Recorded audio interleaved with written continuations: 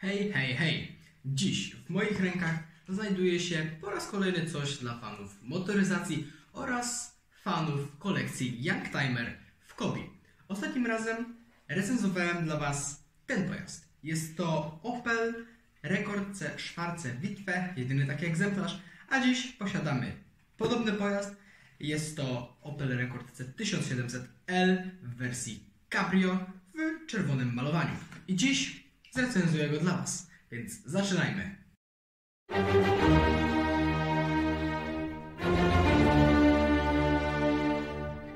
Jak widzicie, na moim stole znajduje się jeszcze maluszek, ale jest on uszkodzony, ponieważ nie posiada części dachu oraz tylniego i przedniego zderzaka, ale pracuje nad tym i wkrótce powinien znaleźć się z powrotem w całości. Jak to się stało? Po prostu mam młodszego brata. Teraz czas dobrać się do środka i niestety zapomniałem dzisiaj mojego fantastycznego noża, którego używam zawsze na recenzjach, więc musiałem improwizować.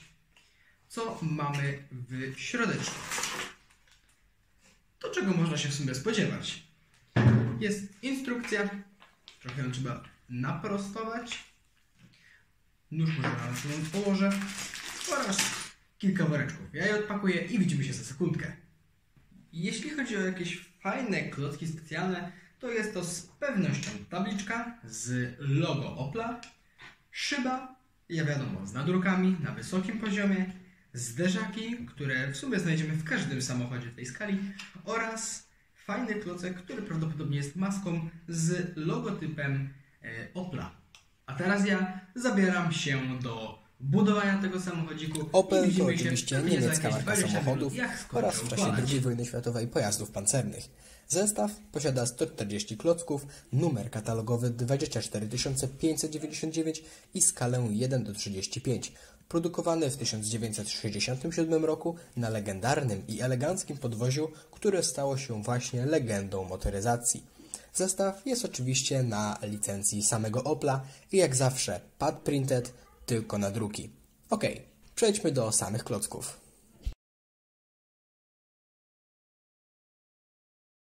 Dobrze, moi drodzy, ja już jestem po złożeniu, więc tych dwóch agentów bym sobie przełożył, żeby nam tutaj teraz nie zajmowali blatu. Instrukcję również odkładam. Tabliczka. Myślę, że klasyk. Fajnie, że jest tutaj wygrawerowane logo Opla oraz skala. Dodaje to profesjonalizmu dla takiego właśnie modelu. Dostajemy również ten taki klocek, który służy nam do wpinania tych małych pinów, tych malutkich elementów, ponieważ trzeba było chyba wczepić ich tam 8 lub 10 oraz mi się trafiły 3 elementy zapasowe, które również przesunę tak, żeby nie było ich widać. I skupmy się na głównym aspekcie dzisiejszego filmu, więc co tutaj widzimy? Przede wszystkim jest to podobna bryła, ten sam rozmiar, bo to ten sam samochód, co do właśnie naszej czarnej wersji, że tak się wyrażę, tylko że w Cabrio. Fajnie odwzorowany dach, to znaczy dach, który jest schowany.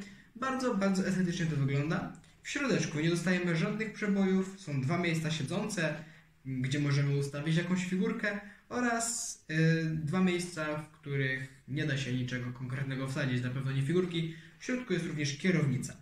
Z przodu bardzo fajne nadruki oraz zderzak, który naprawdę wygląda bardzo, bardzo ładnie. Z tyłu dostajemy też to samo.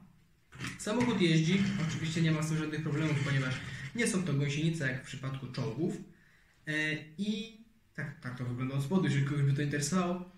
I jakie są minusy? Przede wszystkim bryła to jest... Czy to jest jakiś wielki minus? Nie. Ale jak ja na to patrzę, to wygląda troszeczkę jak telefon komórkowy. Więc wydaje mi się, że gdyby był delikatnie większy kąt tutaj, taki kąt zaostrzenia, to wyglądałoby to zdecydowanie lepiej. Na przykład fajnie to wygląda naprawdę w maluchu, kiedy wszystko jest delikatnie jakby starte papierem ściernym. Nie wiem, do czego to porównać. I to zdecydowanie wtedy wygląda lepiej niż taki chamski, twardy, kwadratowy pod kątem 90 stopni kąt. Ja nie jestem wielkim miłośnikiem motoryzacji, więc po prostu też się nie orientuję. Co mogę o tym modelu więcej powiedzieć? Przede wszystkim jest to fajna zabawka. Wydaje mi się, że dzieci, młodzi pasjonaci właśnie pojazdów, młodzi pasjonaci motoryzacji bardzo by się z takiego prezentu ucieszyli. I ile trzeba za niego zapłacić? W tej chwili 69,97, jeżeli mnie pamięć nie myli. I jest to cena dość wysoka. Za 140 klocków, teoretycznie w przełożeniu na klocek, to w sumie płaci się 50 groszy za jednego klocka, ale no jest to dość wygórowana cena jak za taki mały model. Widzicie tutaj chociażby porównanie do moich dłoni i nie jest to cena, która powala po prostu. Tym bardziej, że dostajemy dość mało szczegółów, ponieważ wiadomo, skala jest mała. Co jeszcze o tym modelu warto dopowiedzieć? Przede wszystkim ja uważam, że jest to świetny model na prezent. Naprawdę.